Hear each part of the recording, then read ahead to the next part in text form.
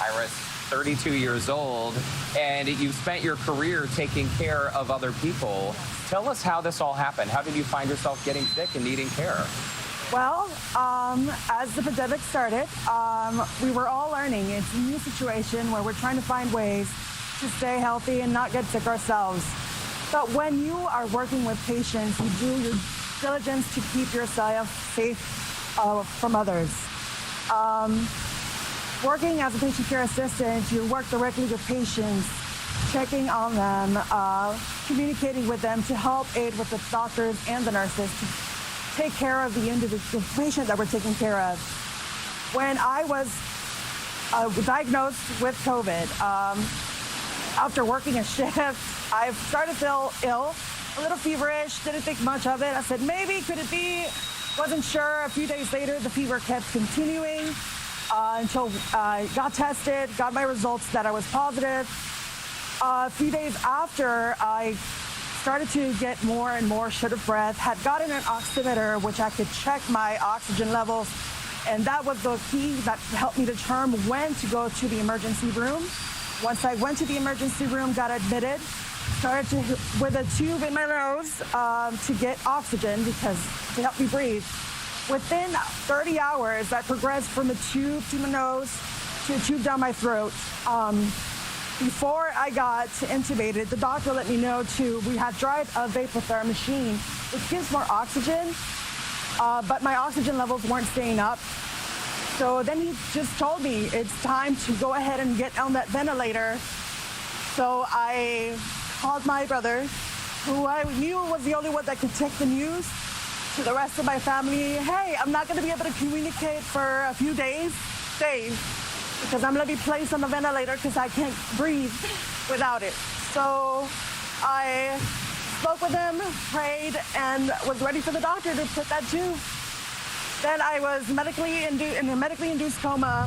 When I finally was awake, alert, aware of my surroundings, I looked into our, every room has a board, has the nurse's name, patient care assistant's name, the date, and I realized what the date was, and I just told myself, I had a friend with me that moment actually, and I just looked at her, Maribel, if that's not today's date, that cannot be today's date. I went in April 10th to the emergency room, and when I woke up from that coma, it was May 11th, and that cannot be today's date. It's been a month that I've been in induced coma. I cannot. I was processing that and then having to think I'm awakening from this virus that actually not only, I thought I was going to get sick at one point, sure.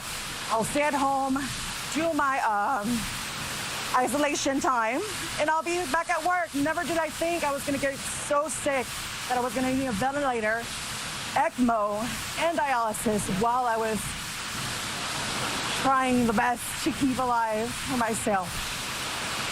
After waking and realizing what had happened, I had to start all over again. As far as I was awake, but my strength was gone. I could barely move my arms to raise them. I had no strength whatsoever in my legs. I couldn't stand, I couldn't move them. It was just, I was dumbfounded and depressed. I'm an active person, always helping out, doing what I can for myself and others.